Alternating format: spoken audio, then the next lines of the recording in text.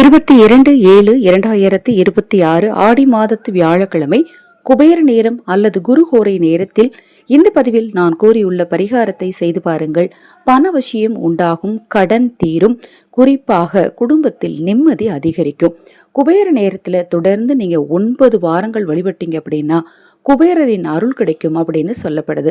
ஒவ்வொரு வாரம் வியாழக்கிழமை வரக்கூடிய குபேர நேரமான 5 to 8 செய்ய வேண்டிய பரிகாரமும் குருஹோரை நேரத்தில் செய்ய வேண்டிய பரிகாரத்தையும் நம்ம சேனலில் நான் தொடர்ந்து சொல்லிட்டு இருக்கிறேன்.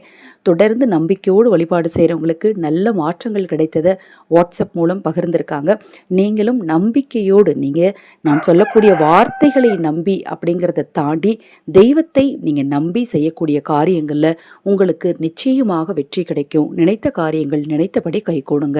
நம்ம சேனல்ல நான் போடக்கூடிய பதிவுகளில் உங்களுக்கு சந்தேகம் இருந்தாலும், பூஜை பொருட்கள் உங்களுக்கு தேவைப்பட்டாலும், உங்கள் தனிப்பட்ட பிரச்சனைகள் எதுவாக இருந்தாலும் சரி, அந்த பிரச்சனைகளுக்கு ஏற்ற முறையான பரிகாரங்கள் செய்து கொள்ள விரும்பினாலும், அக்ஷயபாத்திரம் உணவளிக்கும் திட்டத்தின் மூலம் நம்மை நம்பி நாம் கொடுக்கக்கூடிய உணவிற்காக காத்திருக்கக்கூடிய நம்ம உறவுகளுக்கு உணவளிக்க விரும்பினாலும் 9344692042 இந்த வாட்ஸ்அப் எண்ணுக்கு தொடர்பு கொள்ளுங்க.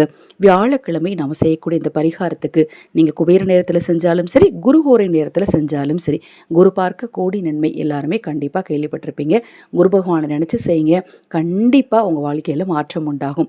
மஞ்சள் நிற வஸ்திரம் ஒன்று எடுத்துக்கணும். 8 to 9 குருஹோரை, 5 to 8 குபேர நேரம். இதில் நீங்கள் எப்போனாலும் செய்துக்கலாம். ஒரு மஞ்சள் வஸ்திரத்தை எடுத்து அதில் ஒரு மஞ்சள் கிழங்கு வைக்கணும்.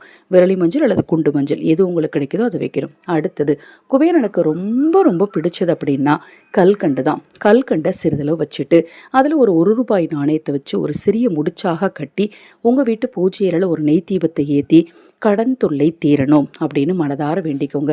அதை மாதிரி கொடுத்த பணம் திரும்பி வரணும், ஏமாந்த பணம் திரும்பி வரணும். நான் ஒருத்தட்ட பணம் கொடுத்து என்னை ஏமாத்திட்டாங்க அப்படிங்கிறவங்கெல்லாம் குருஹோரை நேரத்தில் மஞ்சக்கிழங்கோட கல்கண்டையும் நாணயத்தையும், அது வெள்ளி நாணயம் இருந்தால் வெள்ளி நாணயத்தை வச்சு முடிச்சா போட்டு நீங்கள் மனதார வழிபட்டுட்டு அதன் பிறகு அந்த கல்கண்டை எடுத்து நீங்கள் எறும்புகளுக்கு உணவாக போட்டுட்டு அந்த மஞ்சக்கிழங்கையும் நாணயத்தை எடுத்து பணம் வைக்கிற இடத்துல வச்சிங்கன்னா செல்வம் உங்களுக்கு பெருகிக்கிட்டே இருக்கும்.